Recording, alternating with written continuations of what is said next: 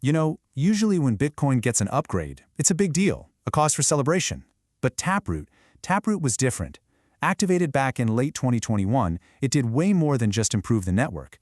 It accidentally kicked off one of the most intense philosophical debates we've seen in Bitcoin for years. So, here's what we're going to do. We're going to trace the entire story of Taproot, from its celebrated launch to the unexpected controversy that followed. We'll dive right into that whole spam debate that split the community down the middle, see how it led to a real software schism, and then we'll get to the bottom of the incredible technology that started it all. And most importantly, we're going to figure out what this all means for you and your privacy. All right, so to really get to the bottom of the controversy, we have to rewind a bit. Let's go back to the original vision for Taproot. I mean, before all the drama, this thing was seen as a massive leap forward for Bitcoin. So, what is Taproot? At its heart, it was probably the biggest upgrade Bitcoin had seen in a long, long time.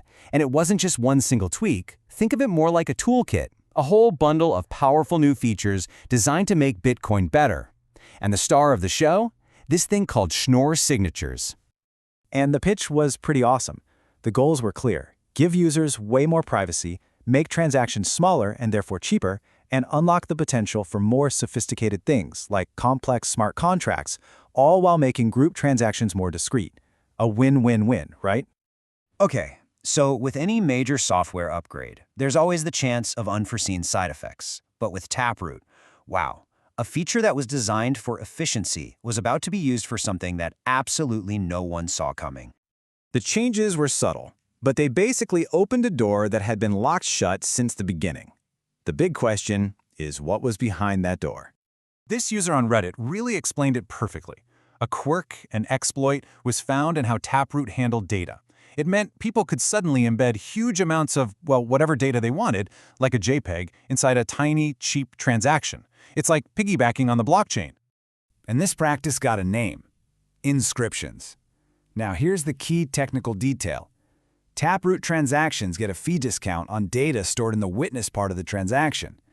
This was meant to get people to adopt the new standard, but it accidentally made it incredibly cheap to store JPEGs, text, or pretty much any file you can think of permanently on the Bitcoin blockchain. Well, the community's reaction was immediate, and it was intense. This new capability instantly split Bitcoiners into two camps with very, very different ideas about what the network is even for. As the analyst Lynn Alden pointed out, Bitcoin has always contained multitudes. Is it supposed to be peer-to-peer cash?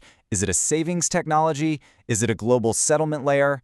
This new use case forced a full-blown confrontation with Bitcoin's identity.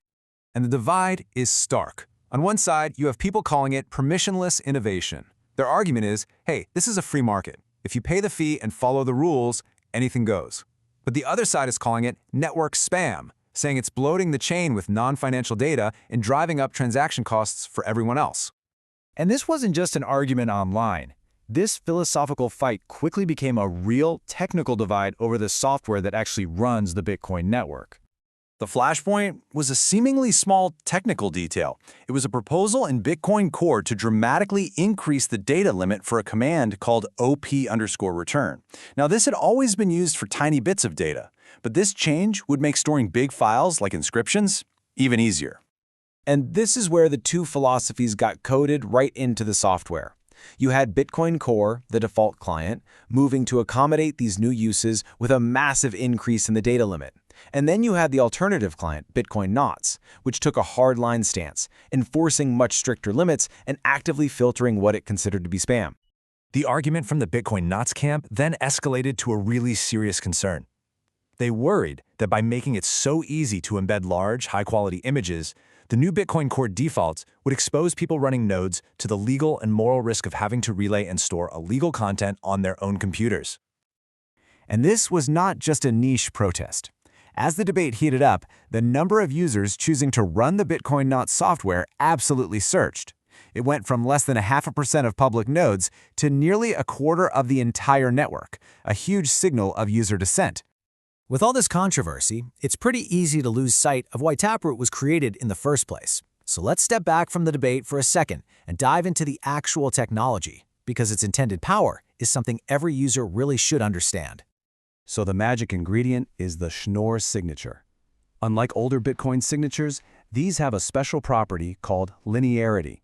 What that means is you can take multiple keys and multiple signatures and mathematically combine them all into one single key and one single signature. And here's why that's a game changer. Before Taproot, a complex transaction, let's say 3 people signing off on a payment, it would stick out like a sore thumb on the blockchain. It looked big and different. After Taproot, that same complex transaction is completely indistinguishable from a simple, boring payment from one person to another. And this unlocks all those original promises. You get much better privacy because your complex activity just blends in with everyone else's. You get lower fees because combining signatures makes the transaction smaller and cheaper. And it lays the groundwork for much more sophisticated smart contracts right on Bitcoin. So let's put this all together.